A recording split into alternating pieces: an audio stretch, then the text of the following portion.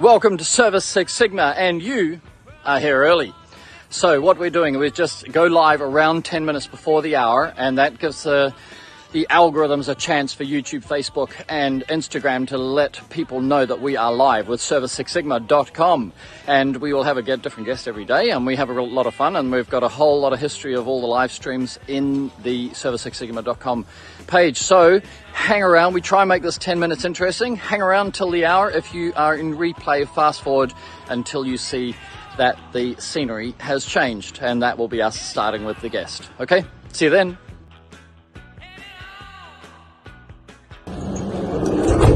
Ben here with Epic Exterior Services and president and co-founder of Service Six Sigma. Welcome to today's show, Service Six Sigma.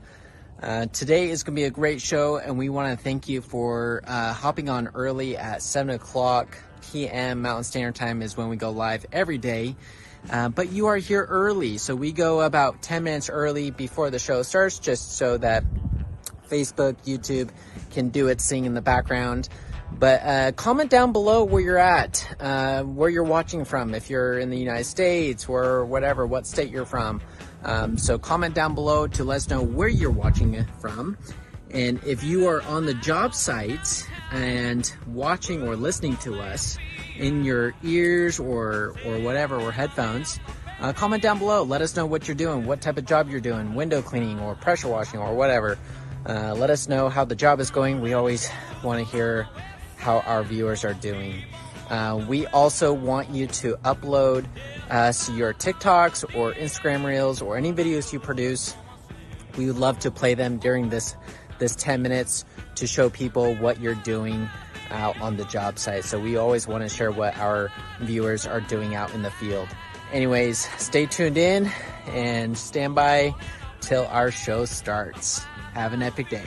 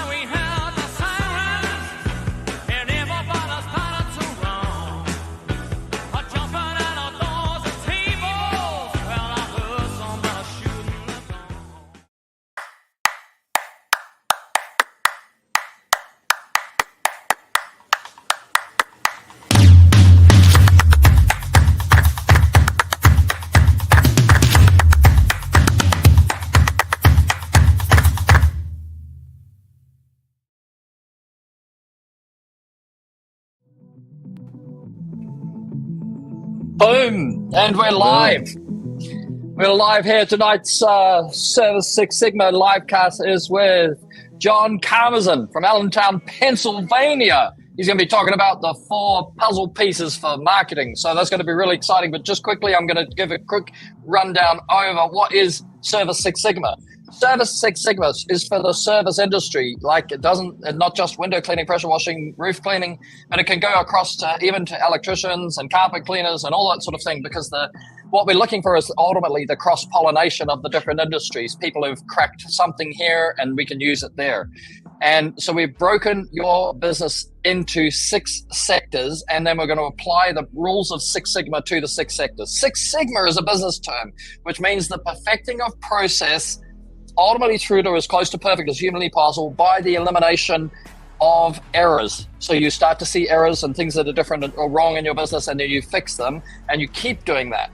And so the airline industry is Six Sigma, and the nuclear industry is Six Sigma. Those are the ones. Hey, that's epic, Ben. So the 6 sectors are First, you want to attract a customer. So that's all of your influencer stuff. And most of today from Jon is going to be in the how to attract a customer. That's marketing, right? Then we're going to go, if you attract a customer, you need to be able to convert the customer. So that's sales. Having converted the customer, you need to deliver the service. So that's your tools and techniques and safety, right? So we've got A for attract, C for convert, D for deliver, and C for control, systems and processes, SOPs, training manuals, all the replication that you need, all the things you need in order to replicate. The fifth sector is scale, how to multiply the business. We're going to talk with Jon a little bit about that too, because he has successfully scaled a pressure washing business significantly. And then after you've scaled, you get to where Jon is now, where we are now, is the principle of giving back. Like whatever we've learned, some of it's cascading, some of it's inspiration from our own minds, and then we want to give back and pass it on to other people so they can also succeed and increase the quality of life. So with that said, I am now going to introduce Mr. Jon Kamazyn from Allentown, Pennsylvania. Oh, you're muted. And we had the first bump. Here we are. You know what? That's okay. We're entrepreneurs. We're gonna make it. We're gonna make it through this. So I'm excited to be here tonight. I appreciate you guys inviting me on the show, and hopefully I can deliver some value here to your audience this evening. Fantastic. Alrighty. Where do you want to start, Jon? Do you want to give it a little bit of, social proof that you're actually invited by the orgs to give a presentation about how you do marketing, and you put a presentation together, but it kind of maybe the social proof is that you're not a guy who says this is what I think you should do. You're a guy who's done it. Yeah. So I'll give you a little bit of my background real quick. My story starts. We've been in business in the pressure washing industry for 12 years now. Started it as a side gig, quickly grew it to a full-time business, and along the way found I got connected with some good people that have poured into me and some mentors and stuff. And so over the years, I've been very blessed and fortunate to have some good people speak into my life, and had the I guess you could say courage to take the step and take the actions that they were suggesting to me. And we've been able to grow a pretty successful organization here. We've had, with most people's seasons, you've got ups and downs, but last year we did a $450,000 month, which was pretty awesome for us. And so I'm not, coming here from, just like Perry said, just kind of coming at you with concepts. Like, these are concepts that we implement in our business, and they have worked for us. I don't throw those numbers out to brag. I just use that kind of as some proof that, look, the stuff that I'm going to talk about tonight works.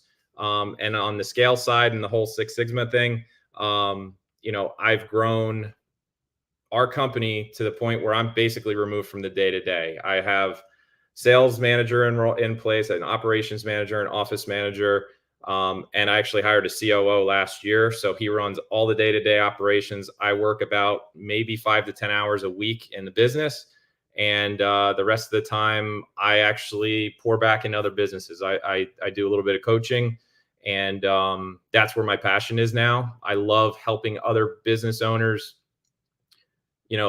Somebody poured into me back when I got started. So it's all about giving back now and helping people just cut down time and their learning curve so they can succeed, and then they can pour back into others faster. So that's kind of my journey and where I've been and where I'm at today. So, it's been an exciting ride, and the marketing concepts I'm going to kind of talk about tonight, they're not like new concepts. There's stuff, and Perry, I like what you said about how taking things from other industries and applying maybe to ours, and some of the things you're going to hear tonight, I have stories that go, it's exactly that. It's stuff from other industries that we're probably not doing within, our sort of mobile service industry. And if we implemented it, it's a simple thing that's really going to move the needle for us. So that's awesome. Yeah, get into it. Let's go. All right. So let me, I've got this fancy, cool little thing here. So I'm going to throw a little presentation thing up here, and boom, there we go. So the things I'm talking about tonight is this, this funky, weird acronym called FRAP. Okay. What does this stand for? So the first letter in this FRAP formula is frequency. And I have the word dentist here. Okay. So this is the first thing I'm going to throw back to another industry is the dentist. So as a service business, one thing that we can do to increase our revenue and increase the value of our customers is increase the amount of times that we service them. So window cleaning is really good at this. Carpet cleaning is usually pretty good at this. Pressure washing, depending on where you're at, could be challenging. But think about, I wrote dentist there, right? So think about it when you go to the dentist or you go to get your hair cut. When you're leaving that service, as you're paying or before you pay, before you walk out of there, what are they doing? They're booking your next appointment. That's got an answer. Right? That's what they're doing. So, yeah, book the next. As a window cleaner, as a pressure washer, as a carpet cleaner, why are we not doing this? It's low-hanging fruit, right? Especially if you just deliver a high-value service and the customer is really happy. We always focus on reviews. We want reviews. We want reviews. Like, that's the thing that most people focus on during that time, which, don't get me wrong, reviews are great. We still want to get those. But if you can book the customer's next service before you leave, you don't have to market again to get another customer. Like, they're on the schedule. That's it. Can I segue that across a little bit to scale where you can apply that, like how that changes going from 1 truck to 2 to 2 to 3 to 4 to 5, that advanced booking and your confidence that you can actually put another truck on? I imagine that's like crazy. It's incredible, Perry. And like, if you have crews doing that, and even if your crews, as you scale, it does become more of a challenge, but it goes back to the systems and the scripts and talking about that, training your technicians to have that conversation. You go through that in the office with them and role play it with them, because it's going to feel awkward for them, especially if you've got a shy technician. It's going to be more challenging for them. So work on that in your office and have fun with it, right? Like, make them be awkward to you and to their coworkers because it's fun and they know them. It's not a stranger. So, but to your point, Perry, it does, like, when you have 3, 4, 5 trucks and you're doing 4 jobs a day per truck, if you're not going to book every single one of them, but if you book 1 out of every 10, and that's pretty conservative, like that's pretty shaky if you're only booking 1 out of every 10. But think about what that does across your company for your ability to, it's that security that all of us in the service world want. We want to know that our calendar's booked up for the fall or for the next month, right? Yes. So, hey, Ben, are you getting a broken up signal? I am not. No, I'm okay. Oh, I am. Okay, that's great. No, if you're getting it, it's okay, sweet as. Okay, so here's the other thing, John. Again, still going from this, the frequency principle and rebooking somebody. You imagine if you've only got, if somebody's only got 1 truck, right, and they want to go from 1 to 2. That's the biggest jump. You're jumping 100%, right? When you go from 4 to 5, you're jumping 25%. Like, you've got to have 25% more work to get the 5th truck on. But when you're going from 1 to 2, you kind of think you've got to have 100% more. So the more you can pre-book, the more confidence you have that your attraction of new customers coming in is going to feed the existing truck, and the pre-booking says I've got revenue coming. I've got it coming. It's in my future, so I can start thinking about putting another truck on. With Absolutely. that. Is that right? 100%. Yep. That's it. Nailed it. And the added bonus to this then too is, as you continue to scale your business and your company, and you have that multiplier and you get to the 5, 6 trucks, what this is doing is increasing your enterprise value of your business. Wow. because Yes. your average lifetime value of your customer is increasing because you're servicing them more often, more frequently. Yes. So Yes. that is going And to more consistently. multiples. More consistently as well, because when somebody goes to look at your business, the consistency is really actually a very big word. How do I know it's going to happen? Well, if you've booked 3 years if you booked a customer for 3 years and fulfilled the service according to the booking for 3 years, you can say, my pre-booking is real, right? Because I pre-booked this year, that year, going backwards, and therefore you can be sure that what I've booked for next year, where I might not be here, right, that's real. That's right. That's not me. I just typed it into a spreadsheet, Yeah, or a calendar. Right. Yeah. Yeah. And, not to go down a rabbit hole, but in that whole world of acquisitions and roll-ups and whatnot, things that those larger companies are looking for is exactly that. They want that certainty that the business is going to be there. They don't. Yeah. Otherwise, why would they buy your business? If they have to continue to market to just, if you're getting a customer and having to replace them, they could just start their own business and market. Start a new business in your area. Yeah. Right. And just market, because that's exactly what you're doing. So it increases that. It not only increases the enterprise value, but it also increases your how sticky your business becomes. Sticky, good word. Yeah.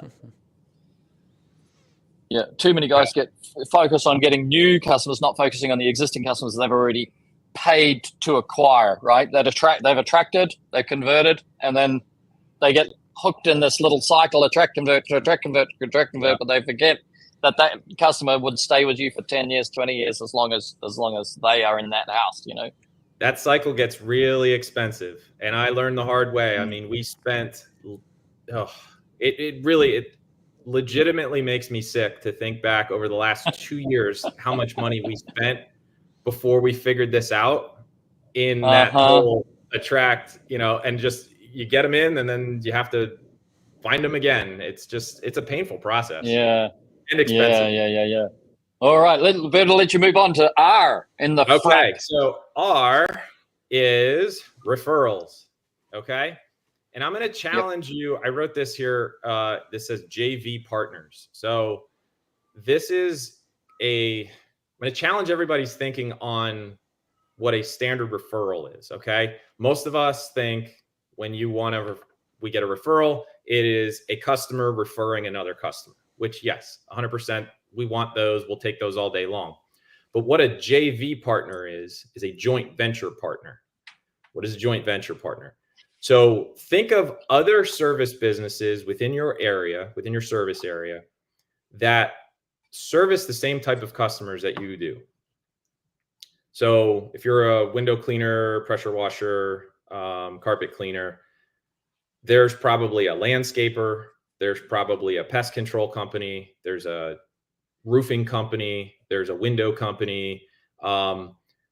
These types of businesses, what if you contacted them and had this crazy idea and said, hey, we probably share at least a couple customers. What if we had this idea of, I'm going to draw up an email and I'm going to create an exclusive offer just for ABC Landscaping customers.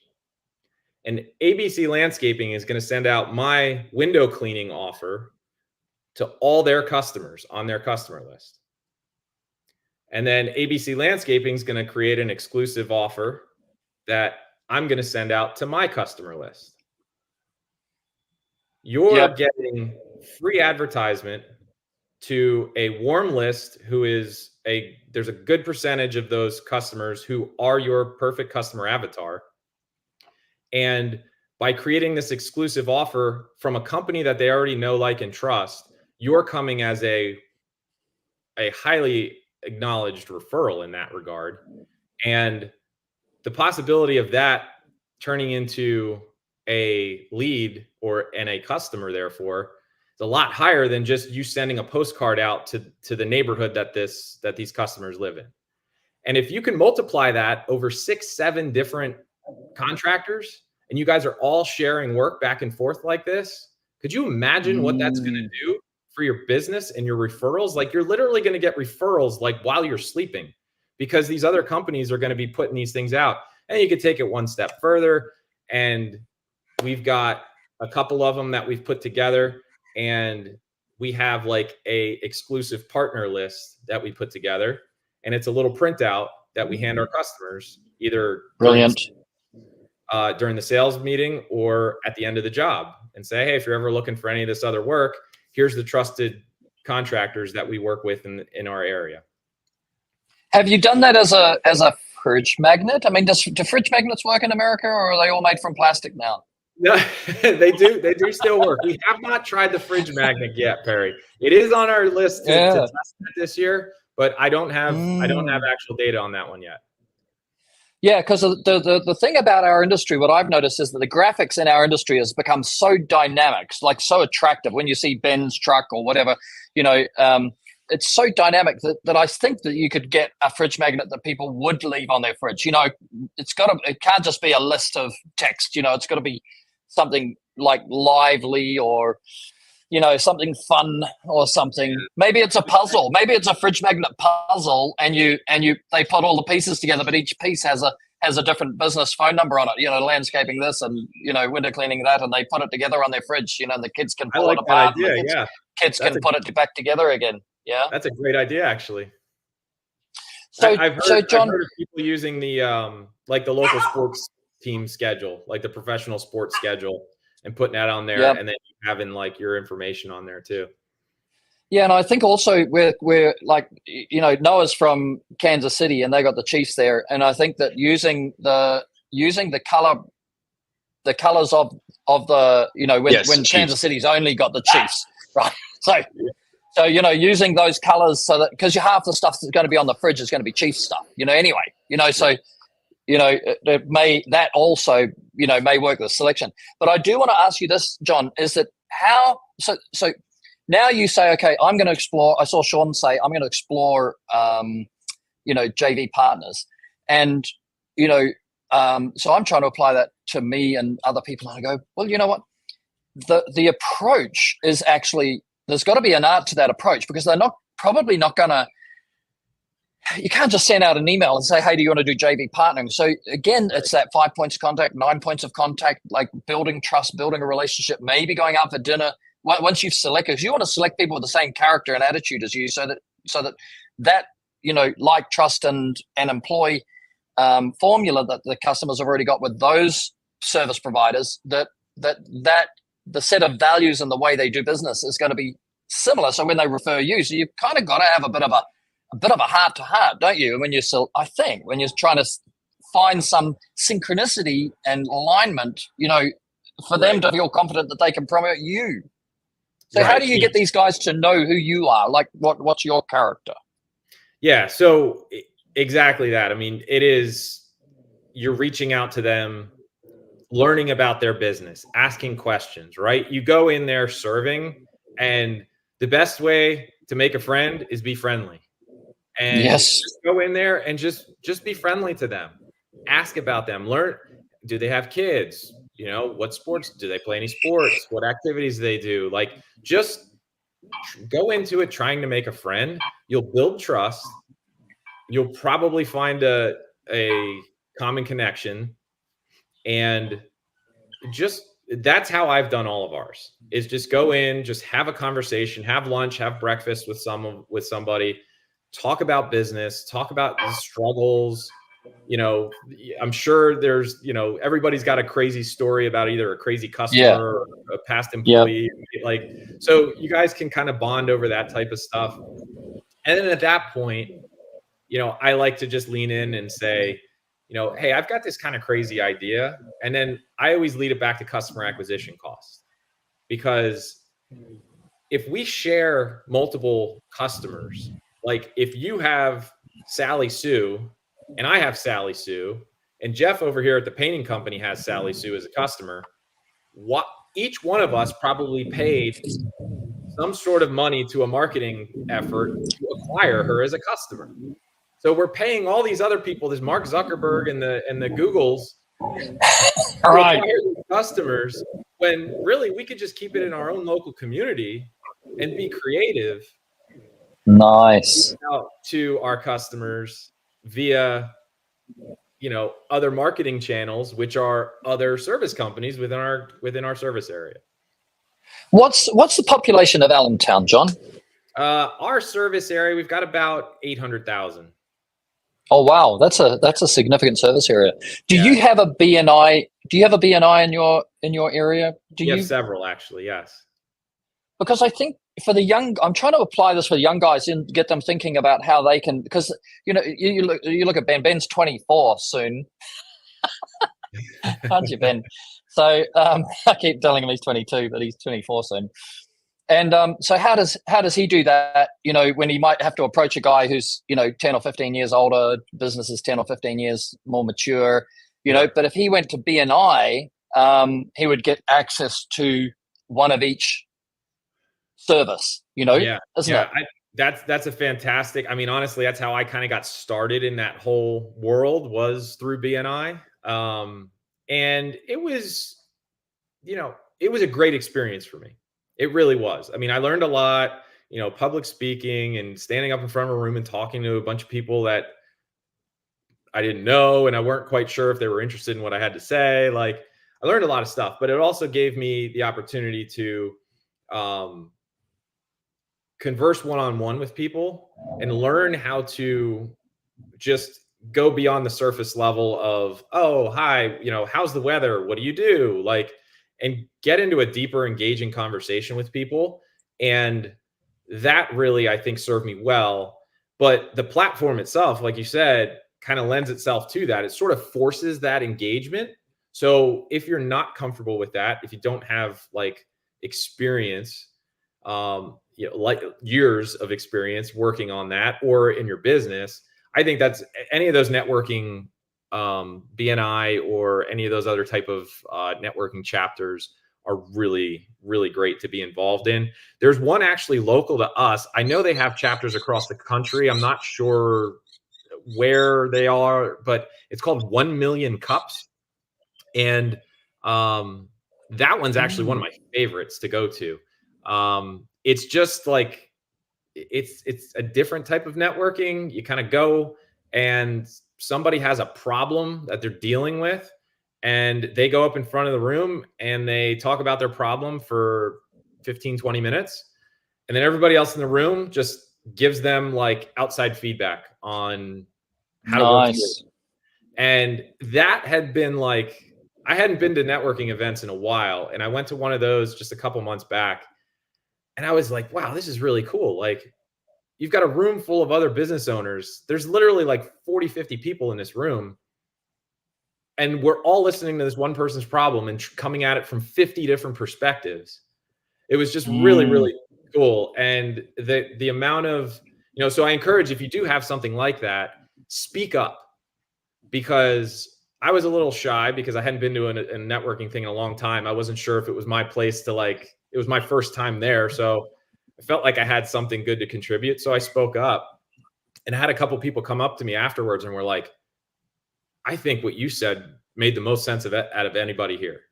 Wow. And they gravitated towards me, and I had these really awesome conversations, and I got so many business cards from it and connections. I probably walked away from there with 15 different connections in the hour and a half that I was there. And, just lean into people, show some, And I think this thing about, people being shy, you've got to understand that when you're shy is that everybody's shy. Actually, we might put on this, as Ben knows, what you see here with me on screen is not what you see, before or afterwards, because I also have an element of shy. But I think another way to apply this, and I'll explore this with you, is because you're probably past the pickup stage, I guess. Have you got kids and all that? Yes. Yep. Yeah. Okay. So you're way past pickup, but I've got a son who's 31, and he's not found his life partner yet, and so we often talk about sales and pickup and attraction and all that, and he learned that there's a thing somewhere, somebody came up with the 10-second rule. If you feel that there's a slight connection, a slight in transmission reception of like, I like you, or oh, whatever. You've got 10 seconds in your own being to take action on that, or your brain will fill you with, I can't do it. No, too beautiful for me. Punching above my weight. She wouldn't like me. She's probably got a boyfriend. Like that. Right. I guess a lot of this initial breaking the ice, and then realize that if you're looking for a one night stand, you're going to be crass and abrupt. Hey, you want to come home with me or whatever. But if you're looking for a relationship, you're going to look to expose some of your vulnerability, some of your charm, some of your character, some of your, what I mean? Like, isn't it? So I think the same as when you meet somebody you think could be a JV partner, like try and think about, this is a relationship, and it's going to be a relationship of trust, which includes vulnerability. So you can use vulnerability a little bit, like, whatever. Like you mentioned a couple before as well. Yeah. What do you think? Yeah. And, another point too with the JV partner in that building that relationship is you need to learn more about them, because on the surface, they may look like a great company, but if the person you're meeting with is a complete total jerk, you're like, I'm not sure that I want to be sending my customers to you.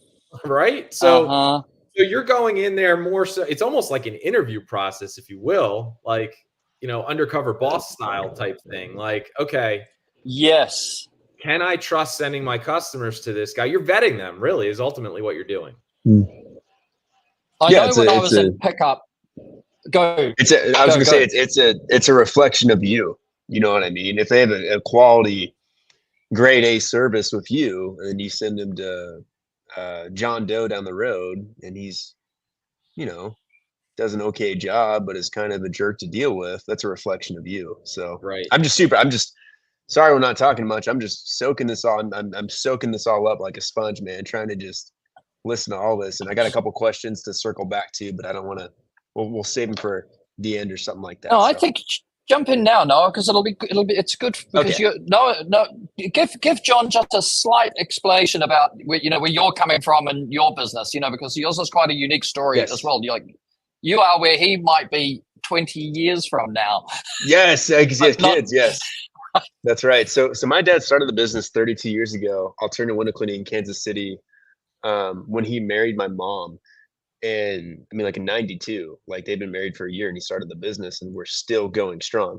And so now we're trying to explore all these different avenues of marketing, whether it's like Facebook ads, Chamber of Commerce meetings and stuff like that, trying to figure out, to be honest, where we can get the most bang for our buck. You know what I mean? So I guess one of my questions to you is, recently I have had more people who I've met and networked with than ever asked me to come to Chambers of Commerce meetings as a guest. And to be honest with you, I'm a little bit weary of it, maybe because it's something different. It's not something I'm comfortable with, but I don't know if that's similar to a BMI meeting. Is that what you were talking about earlier? BMI? Yes. So the BMI. Is it similar? BNI, Business Network BNI. International. Yeah. Yep. Okay. So it's similar but different. The BNI is very structured, and like every week there's a format. It's regimen. And so the Chamber of Commerce is more of you join, it's a group, and it's flexible. You show up when you can to events, and that one is more of you get out of it what you put into it, because it is so sort of loosey-goosey, if you will, in the requirements. So, but at least our experience on it, the Chamber is a good event, or a good, I guess, organization to be a part of. If you're looking for commercial clients, that's a good one, because a lot of them are like restaurants and little coffee shops and the little manufacturing place down the road. Like, those are the types of places that are like bolstering, hey, we just opened this new location, let's have a ribbon cutting here. So everybody from the Chamber comes and does an event there. And, so it's a meet and greet type opportunity, but it's also like other fellow business owners within the community that are going there. So it's a really good opportunity to kind of have more of a sphere of influence, if you will, in the chamber, because unlike BNI, the chamber, like kind of anybody can join. BNI, it's one person per industry allowed in a what's the word I'm looking for? What do they call them? Yeah, I forget. Chapter group, or chapter. Yes, that's it. A chapter. Yeah. Chapter. Yeah. And like, so it's kind of locked in, which is good for what they're trying to do. But if you're going in, and it's geared around cross-pollination, isn't it? Like yes. BNI is 100%. You stand up and you tell them about your business, and everybody is meant to try and help you find some customers. So for a young guy, first time, I would join both of them, by the way. But for the young guy, the BNI will give you the confidence of your elevator pitch. It'll give you.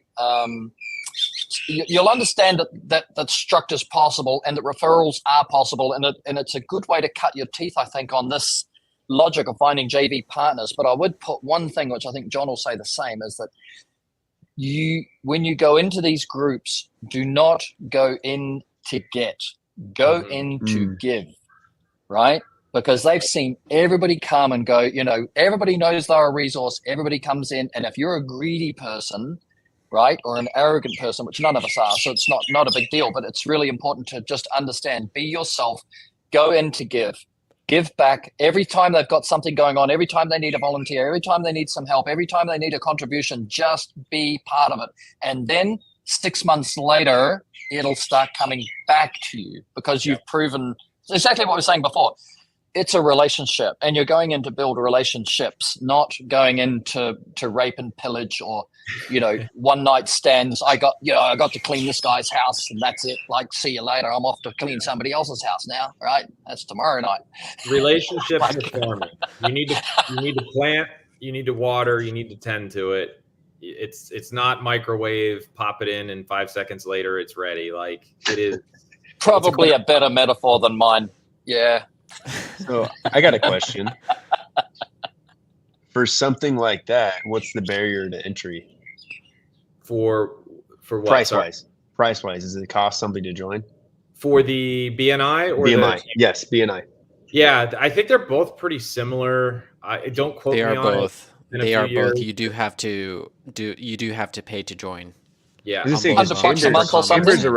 Chambers around here is like $700. Yeah, that's But my thought process here's what I really want to learn, and I don't want to take away from what you have going on or anything like that. But let's say it's $700 to join.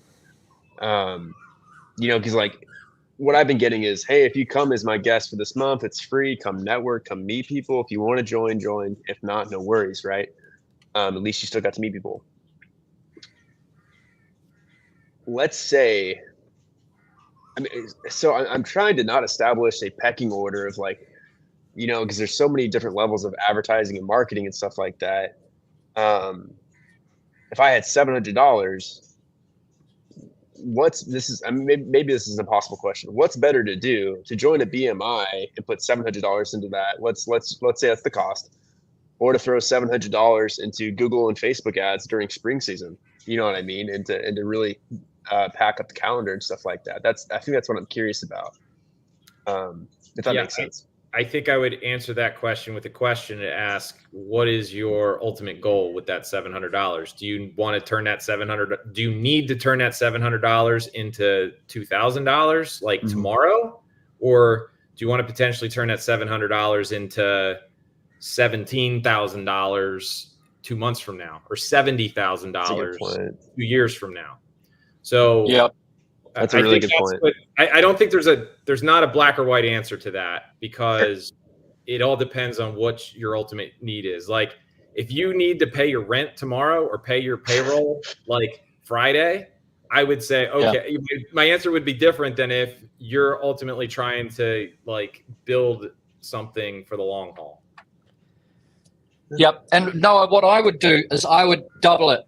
You say your investment is $1,400 and your return on investment is in the second year, because the first year you're giving back. You're going to become part of their community in the first year. You don't need a return on investment in the first year, and your $1,400 could turn into $100,000 in the second year. No problem. Well said.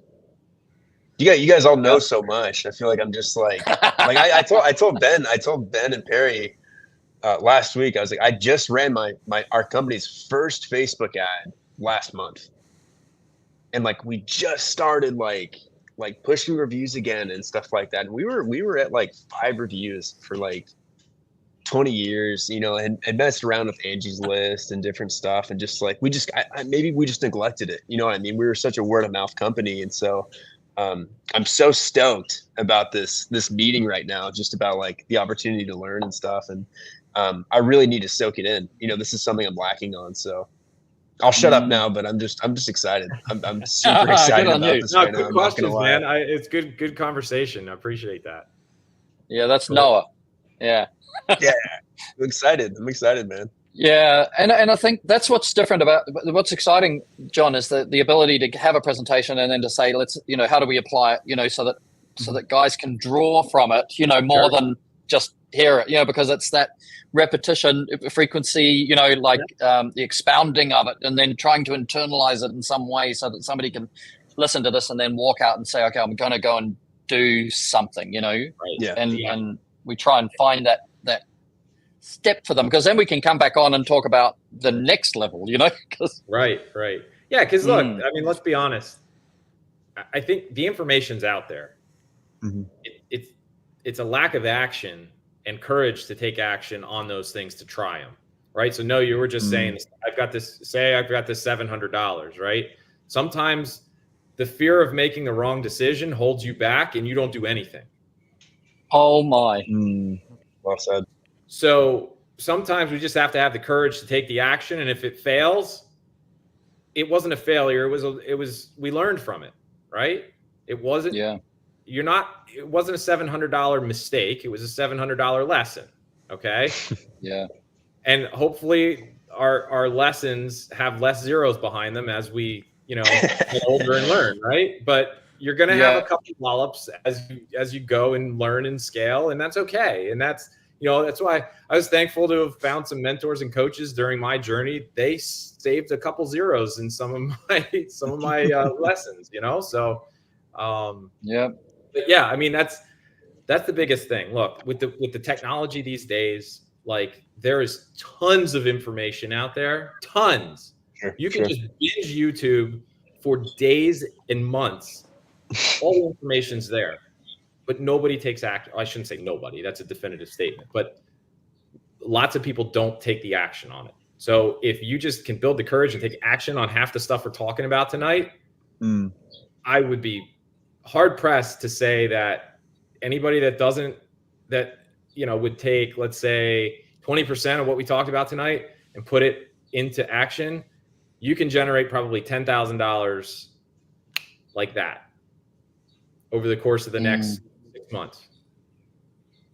So, John, you talk about finding courage and having courage. So I think that's in your current, you know, mental DNA. And so here's a question for you. If you had to explain to somebody like Noah or Ben, you know, how do you transform from being curious and interested and wanting into courage? I mean, you know, do you look in the mirror and look into your own eyes and say, I can do this? Or what, you know, there's a little, because you're cracking your own code, right? When you go from being nervous to being courageous, it definitely comes with age and experience, but sure. Are there any things which because you're a business coach as well, so how do you coach somebody to jump across that line, you know? Yeah, that's a great question, Perry. And I think if I could summarize it, I think I would say, you know, our brains really are looking for validation of making the right decision. So that's really ultimately what holds us back from, like you were talking about the pickups and stuff like that earlier, right? Like we're afraid we're going to say the wrong thing, so we don't say it at all. Or we're afraid we're going to do the wrong thing, make the wrong decision. So that's what's holding us back. Or we'll be rejected. Right. Yeah. So I think the answer to that is, and it's going to be different for everybody, but I think, like, if I could distill it down to the simplest form, is if we can just deposit small like stack up small layers of proof that what we did worked over here.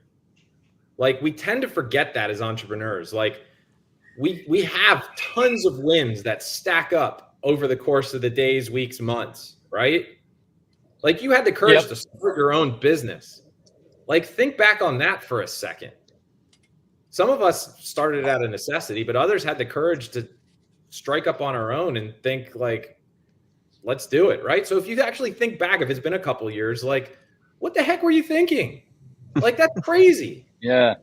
But see, Noah's position, Ben started his business at 15 and he's grown it. That's true. So Noah's in a different situation. Noah's inherited a business. So he's not inherited as in, because dad's still someday. there. But he's grandfathered into the business, like my son is, right? So it's a different. By the way, this is very much part of what I'm coaching my boy. Yeah. So Noah, like you've seen a lot, right? You maybe haven't actually done it firsthand, but over the years, you've seen a ton of stuff. And I mean, to this point, you still have experience doing it. And you've got this support system behind you to catch you if you fall.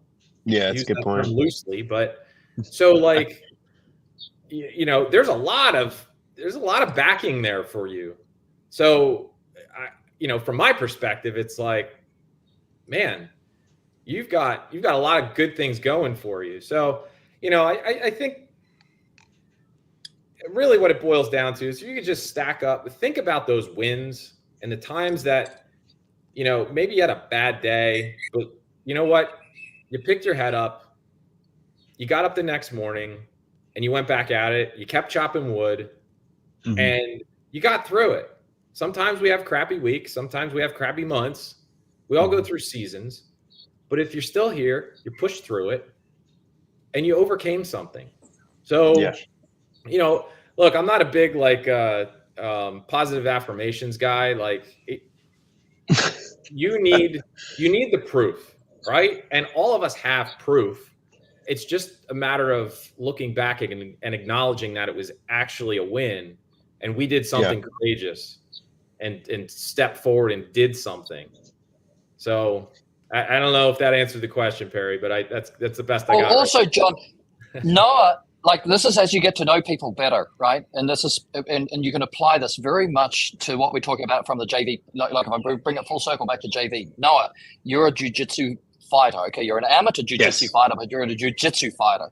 Yes. So we start looking for evidence that you've got courage, right? You're prepared to bloody run at a guy, grab him around the waist, drop to his knees, toss him down on the ground, and then choke him out, and hopefully taps before you send him unconscious. Like, dude, you can do anything in business. Jiu-jitsu's out in business, bro. Jiu-jitsu's such a oh, now I sound like that guy who does something for a year and I'm like, it's my identity. It's not, but it's like, I mean, man, like you have seasons where you just win at work and God just like provides. And then like you go on a Tuesday night and you're like, I'm going to kick some butt. And you just get the snot choked out of you. And so it's this constant ebb and flow of win and lose. Like you're winning in business, you're losing at jiu-jitsu, or you're winning at jiu-jitsu and like, you're not winning, but you're not losing a business. You're kind of just staying where you're at. And so it's just like, I don't want to say it's a metaphor for life because it's cheesy, but like, it's just it's a metaphor for life. It's a metaphor for business. Because that's what, John, you got to be prepared to lose in order to win. And that's what I say to my boys, right? It's just like Muay Thai with Ollie. Yeah. Yep. Yeah. I say to Ollie, like he wants to win. He's born to win. Right. But he doesn't like to lose. And I said, dude, in order for anybody to win, other people must be prepared to lose, right? If Usain Bolt's the fastest guy in the world and everybody who goes in an 8-person rate, the other 7 go, I can't win, so I'm not going to run. How does Usain Bolt win? Right. Like you have to be prepared to lose in order to let other people win, in order to have your time as the young lion that's going to come up and be the Mufasa. You gotta be the king lion, but you gotta get some scars on the way. And if you're not prepared to get scars on the way, you can never be the master. Yeah. Another Perry, you brought up Usain Bolt, and actually it reminded me of I just posted this on my Facebook page, I think a day or two ago, that just as a reminder, right? Because we want wins in everything like that. Like society, Amazon, like you can get it the next day, sometimes same day, right? We want everything like that. We want our business to be successful overnight just because like we did this one thing. Like, oh, I did this postcard or this Facebook campaign. Like I only got one customer out of it and spent $15,000 on it. Like, oh my gosh, why? What's going on? Usain Bolt, he trained for 4 years to run for 9 seconds. Yeah, it's crazy. Oh, I saw that post. I saw that post. So it's like when you can like put it in perspective, right? Yeah. Like how much work gets put in for the short time that you're actually like on stage. It's crazy. Yeah. It's crazy. Yeah. Yeah, that's it. All right, let's. So we've got F and R, and we've got A and P to go. All right. I'm guessing, John. Can I just confirm that your 4 simple points are FRAP, or yes, is sir, FRAP point number 1? Okay, no, sure. Yeah, FRAP is the 4. Yep. No. Okay, yeah, we're working through 2 it. to go. I'm not like a preacher on Sunday morning that's got like an hour and a half on the first point. So makes jokes about 2 hours. All right. Yeah. So the next one here, I got a fun little story to go along with this, but there we go. All right. So average ticket is A. Ooh. So, and I got this picture of this lovely Rolls Royce right here. So I got a story about Rolls Royce that will tie into average ticket. So a few years back, Rolls Royce would take their cars to the auto shows, just like all the other automobile manufacturers, and their car's the nicest by far at these shows, right? Like fit, finish, just perfection. But the problem was they were never selling cars at these auto shows. And they couldn't quite figure out why. You know, everybody at Rolls Royce is like, our stuff is just light years ahead of everything else here, quality, fit, finish, everything. And so finally, one day, somebody at Rolls Royce was like, you know what? What if we just stop going to auto shows altogether? Everyone's like, what are you talking about? That's crazy. Like, we're a car company. We can't not go to auto shows. And the guy's like, no. What if we went to air shows instead? Hear me out on this. Wow. Let's go to where they're selling $50 million, $100 million private jets and Gulfstreams. Oh, wow. We'll set our cars off on the side over here. We'll put 5 or 6 cars out, and let's just see what happens. And they're like, all right, I guess it's worth a shot because we're not selling any cars now. So what happened? They all of a sudden started selling cars. 2 reasons. Wow. 2 reasons. One is probably the most obvious one. They got in front of their ideal customer, right? Somebody who's can afford a $100 million Gulfstream private jet, can afford a $500,000 Rolls Royce like that, right? They literally buy one as they're leaving the air show, as you would buy a Snickers bar at the gas station. Right? Crazy. So, but the second thing, which is going to come into my average ticket talk, is the thing called the law of comparison. So the Snickers bar at the gas station comment, right, is the law of comparison in play. You've got a $100 million private jet and a $500,000 car. Somebody goes to this air show, potentially prepared to spend $100 million, $50 million on an airplane, and see a $500,000 car.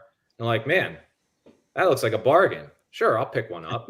The law of comparison.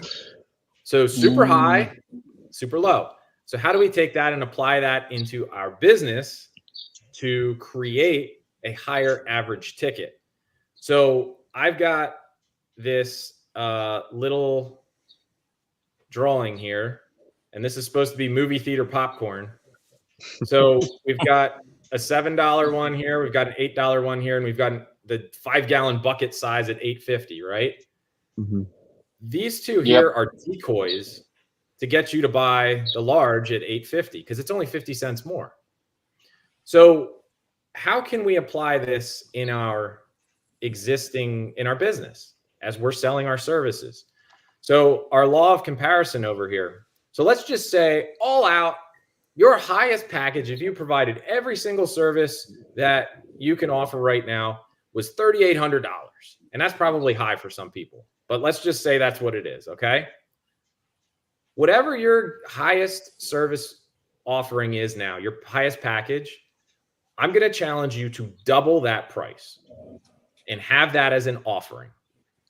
Because what that is going to do is that is going to become your decoy.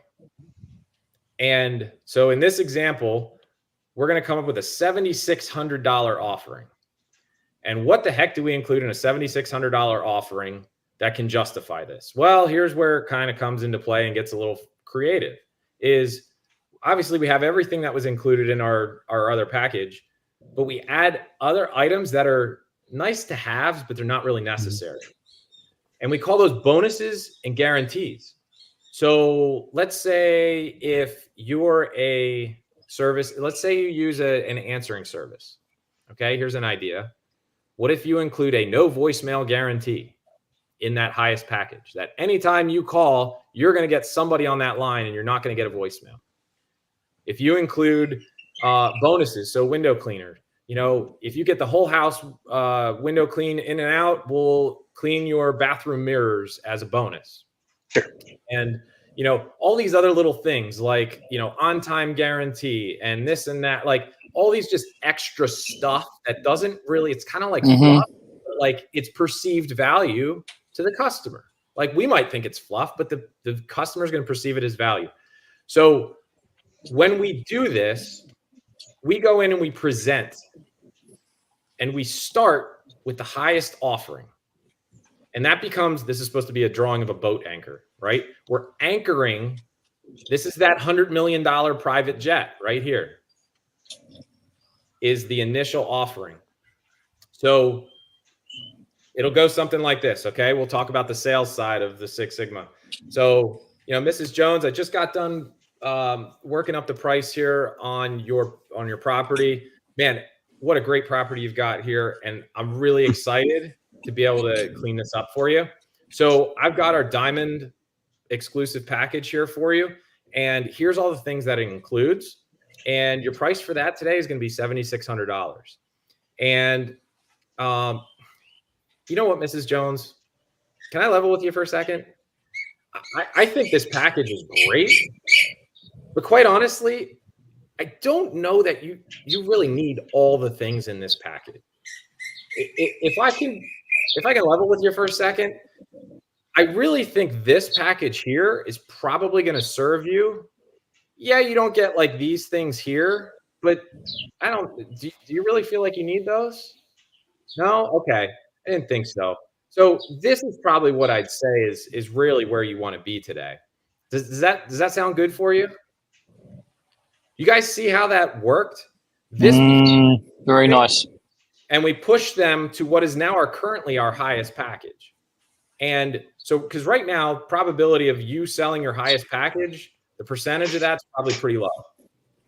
So what we're going to do, and this is kind of the cherry on top here, we're going to push people to buy your current highest package. So your percentage of those is going to go up. But the cherry on top is there's a percentage of the population that when they are offered the highest, best package, they will take it every single time because that is their identity. So by default, just by offering this package, you're going to sell some of them. You're not going to sell a ton of them, but you're going to sell some of them. And guess what? When you sell one of those, you're going to serve your face off to those customers and provide them with the highest level of service that they've ever experienced in their lifetime. And can you see here, because we're not actually providing like additional services really in this thing, these are like value adds, so like guarantees. And we're giving them like peace of mind with this. So when you do sell this $7,600 package, your profit margins are going to be so crazy on those. It's going to make your average ticket go through the roof. John, I have a Very question nice. for you. Yeah. How do you convey this to somebody if you're not talking to them in person? That's challenging. We do this in person. Because I realize that, like, I mean, Ben, you probably get this. I don't want to switch gears, but, you know, like sometimes driving out to get free estimates an hour across town is kind of a pain. Yeah. But what you want is being able to be there to talk to him, like you're saying, John, like face to face. You know what I mean? So I was just curious, but yeah, and it depends. I mean, I saw Sean commented and said response a bit. I mean, you know, there's softwares out there that you can, you can use that can help leverage. You can put videos in there that can kind of walk through that. I mean, it can't be as personalized as the example I just gave, but personally, we've got 3 salespeople.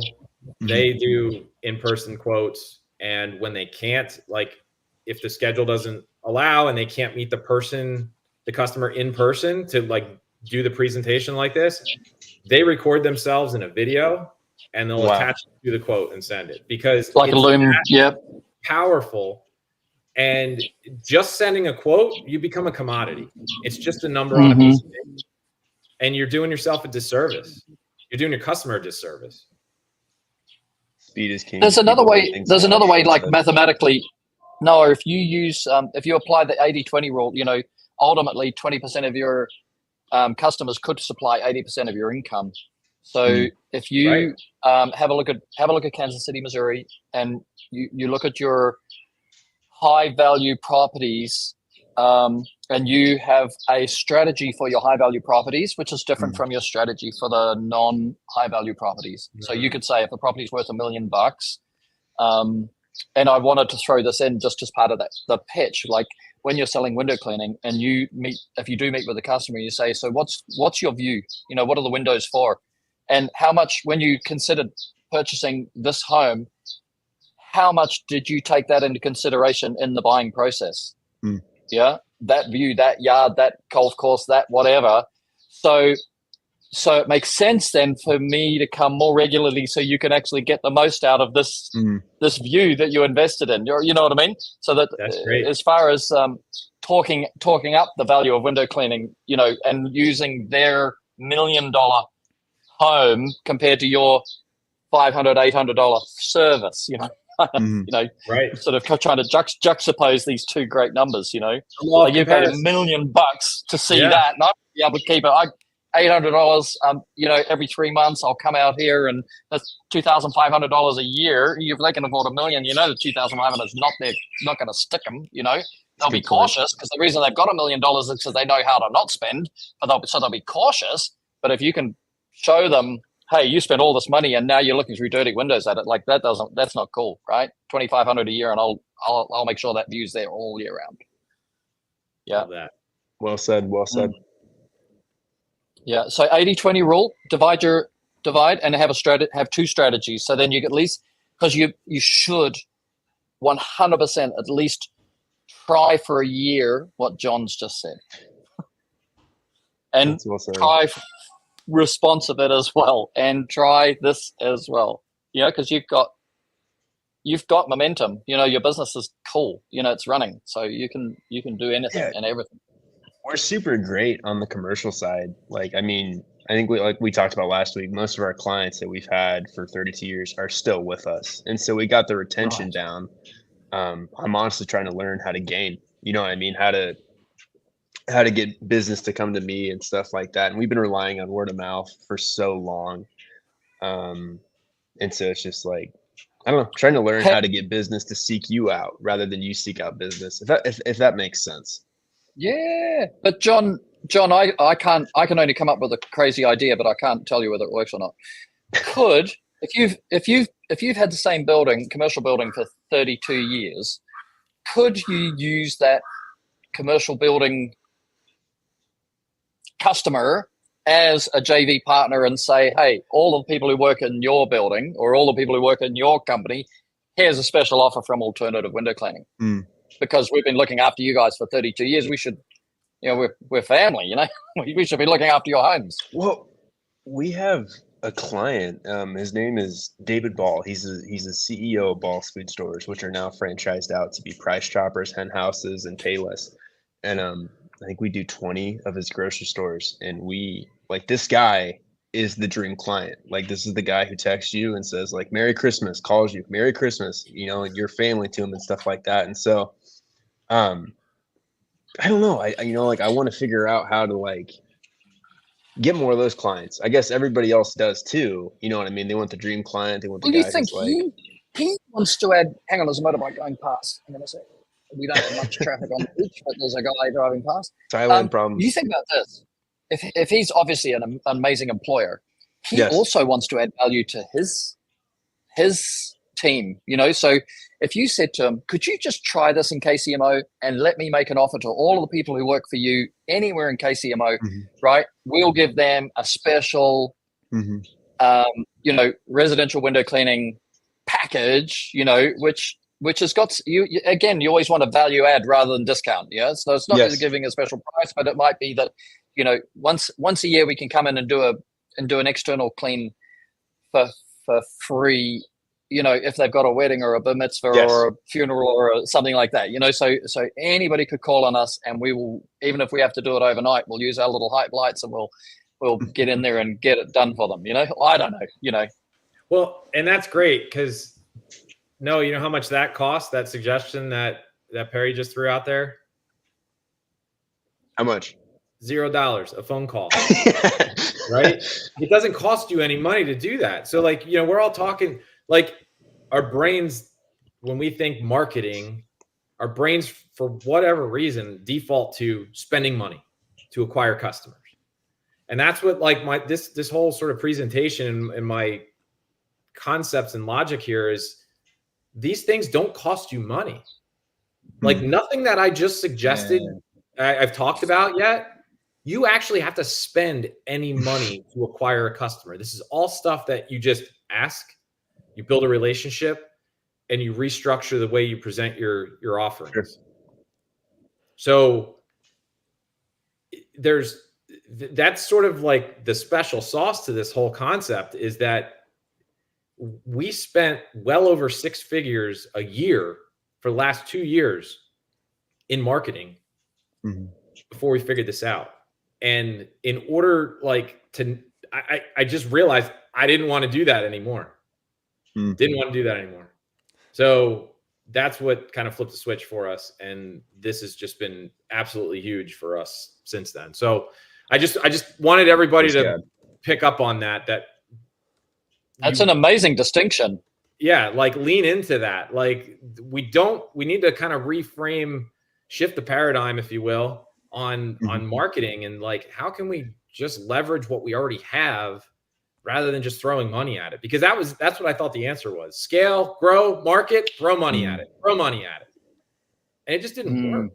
It didn't work well. Let me put it that way. It worked. We got results, but it wasn't what I was looking for. I'll give you another distinction, Noah. Shop in the right shop. Now, sometimes we think, because we're entrepreneurs and we've got a business, we're selling all the time, but we're not. We're buying. You know what I mean? So, I'm going to go back to my analogy because I've got a 31-year-old son who's, going to find himself his life partner.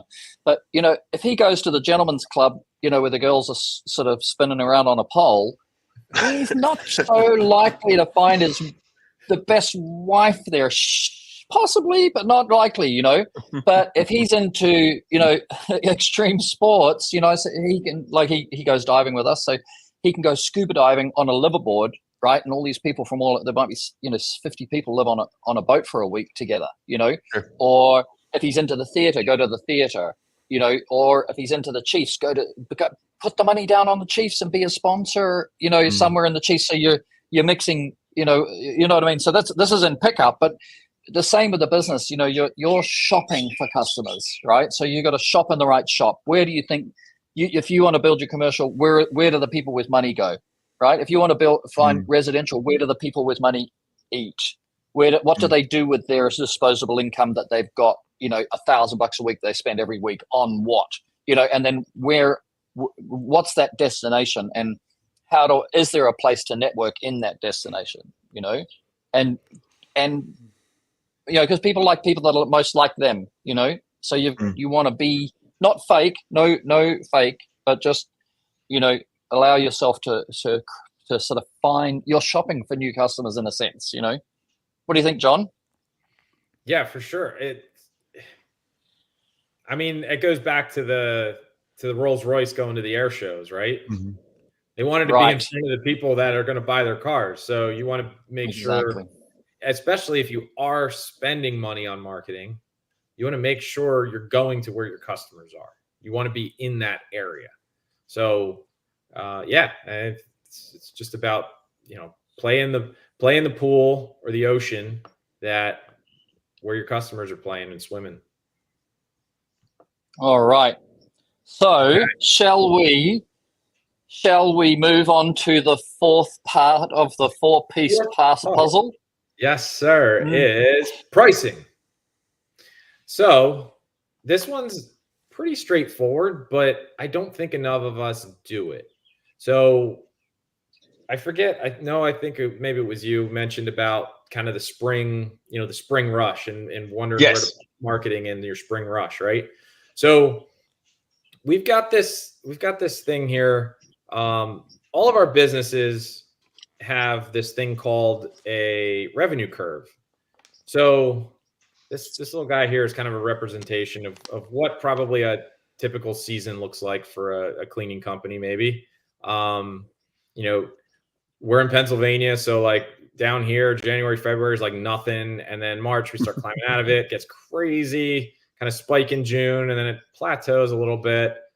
And then it shoots way up towards the end of the year and then drops off. So I wrote down here supply and demand. So we've got so much demand in this section right here that what if you're booked out, especially the guys that it's you on the truck or you've only got one truck and you're out doing sales or whatever it is. If you're getting booked out like 2, 3, 4 weeks at a time here, you should be increasing your prices. So if you hit this part right here and you're booked out 2 weeks, increase your prices by 5%. And then when you get to here, if you're still booked out, increase another 5%. And maybe at your peak, if you're still booked out, like into here where it starts going down, give it another try. Maybe you go another 3% there. So at this point, you're 13% over what your kind of baseline pricing is.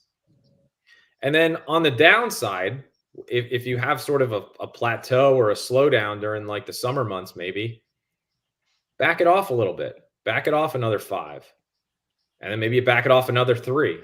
So at this point, you're still up 5% from your baseline. You guys see how that works? So you're just modifying your pricing based on the demand of the market. And you've got flexibility with that. You can put it 2%, you can put it 10%, you can put it 20%. You can go whatever you feel like you can push and test. Maybe you increase it 1 week 5% and you're still closing jobs and you're still booked out. Well, then increase it another 5% the very next week. And maybe you're still booking out. Increase it another 5%. So maybe in 3 weeks, you increase it 15%. And then maybe at 15%, you start seeing people like, they start scaling. Okay, maybe 15% is like the people's threshold. Sweet spot. But you're offering the exact same service, but you've just increased your price by 15%. And think about it. For anybody, if your average ticket, let's do simple math. If your average ticket is $400, a 10% price increase is $40. Straight to the bottom line. Straight to the bottom line. Exactly. Multiply that out over the number of jobs you do a month. All that extra goes to the bottom line.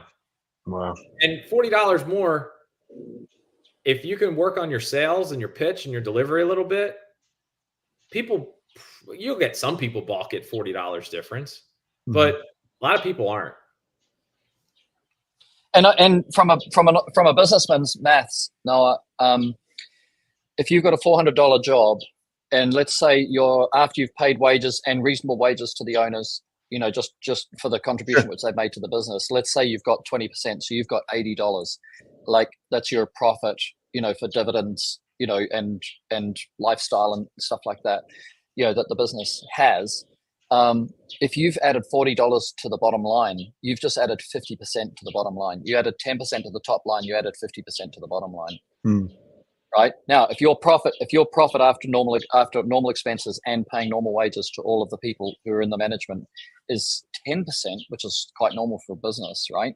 Then that means that out of a $400 job, your net profit is $40. You've just added 100% to your bottom line by adding 10% to your top line. It's really, really, worth finding that distinction and knowing it very clearly as a businessman, the math of business. Yeah. And then the other thing I was going to say is when you've got that 15% and you start hitting people's threshold, right? And somebody says, oh, that's too much for me. You go, Mrs. Jones, do you feel that's a little bit too much? How much too much do you feel that it is? Like, what if I could do it for $50 less? She'll say, yeah, I'll do it for $50 less. You say, well, I can do it for $50 less in summer break. No problem at all. I can book you in right now. Yeah. Because she thinks you're going to do it for $50. Yes, right now. This is peak season. I am booked out. I don't have any slots. $50 less slots, right? But I got $50 less slots in summer. In winter, I can do whatever you want. Yeah. So it's just being, it's learning the elasticity. It's very different for me with Reach It because Reach It is, we haven't changed our prices since 2019. But the exchange rates are changing. So we're up, 10 or 15% on exchange rates. But, so then we have to look, that's what we do. We look at the math of exchange rates, how many dollars buys how many, renminbis and stuff like that, but you want to have this elasticity in your thinking, so that you can start applying some of the principles that, John's showing you are so obviously going to work, Yeah. So I appreciate the breakdown on that, Perry, because that gets missed a lot, like the differentiation between adding to the bottom line and how that really shakes out in the end. But I think really like my challenge for everybody at the end of this, wrapping into this whole concept of FRAP up, right? Frequency, referrals, average ticket, and pricing. All those it goes back to what I talked about a little earlier with taking action. Because I'm going to leave you with a saying: if nothing changes, nothing changes. So if you just took all this information, took notes tonight, and do absolutely nothing to apply it, you just wasted your time. This was more entertainment than anything. And if I entertained you, great. But that's not my intent, right? My intent is to provide value that other people are going to go execute.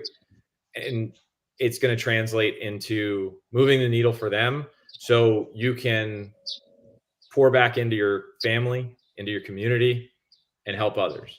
So challenge you, if nothing changes, nothing changes. Take action on at least one of these concepts that I shared tonight. And, please contact me, get in touch with me. I'm on Facebook, shoot me a message, like, let me know if this worked, if it was a crazy idea, whatnot. So, that's, that's kind of, and I got the dad joke in me is going to come out. All right.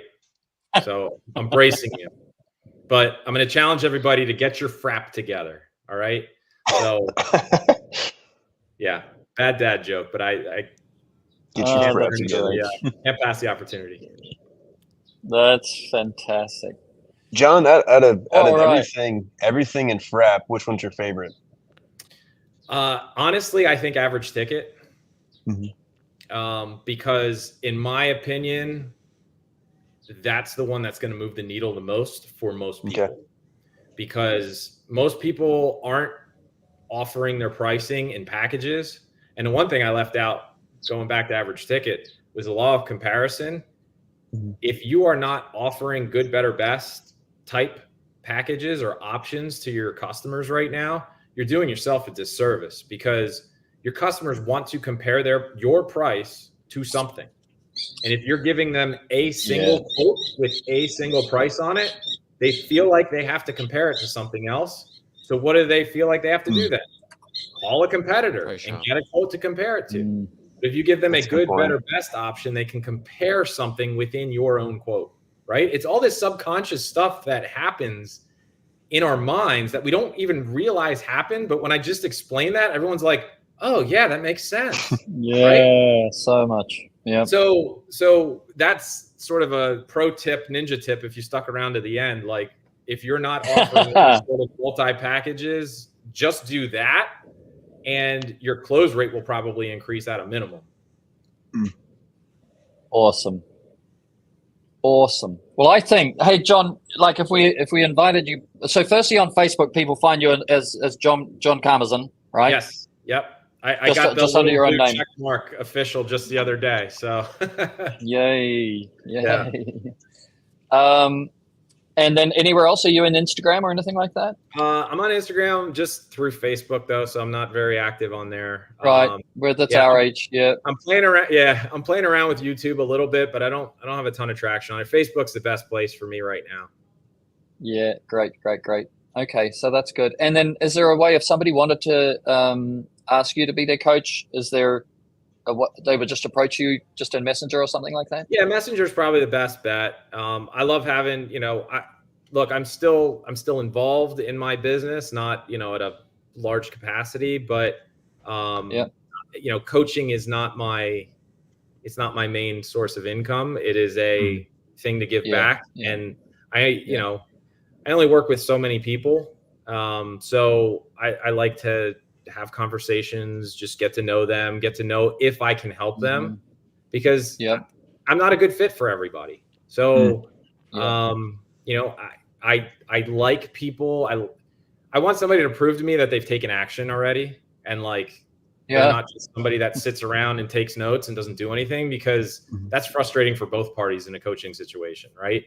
So, I look for somebody who's said, I've done this, I've taken this idea and I've went and done this and it didn't work. So I tried this and then I got it to work. I'm like, okay, that's the type of person I can work with. We can work with those people. Yeah. Yep. That's fantastic. And John, could we invite you to come back again one day?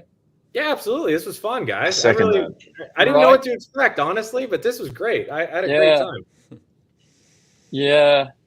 I really, I very much think, as without, exploiting the wisdom that you've got, the value that you add is incredible, and you're very easy to listen to. And, the same thing as you've broken it down into simple parts that people can actually pick up. And then, between us, we can play with it. Ben's been out snow plowing, so he's on the quiet side tonight.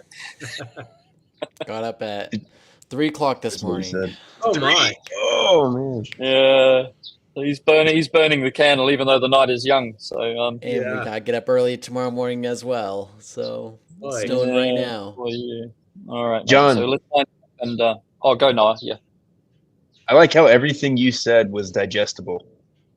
Oh, thank you. Just kudos to you, man. I mean, you did awesome. This has been my favorite one by far. That's no diss to any other meetings, but this has been an awesome call and podcast. And I mean, everything you said, there was a call to action. There was something to do and some kind of way to implement it into a business. So kudos to you, man. It was awesome. Terrific. Thank you. We really thank you so much. We thank you a lot. Yeah, that's why I do this, man. I try to break this down so everybody can walk away with something and go implement it. Yeah, we should we should get you. I'll get you in as a fly on the wall, John. Where I've got a couple of acronym ones that I haven't presented also, but I'd love to present them to you in a sense, because you'd be able to do what I've done for you. Just expound.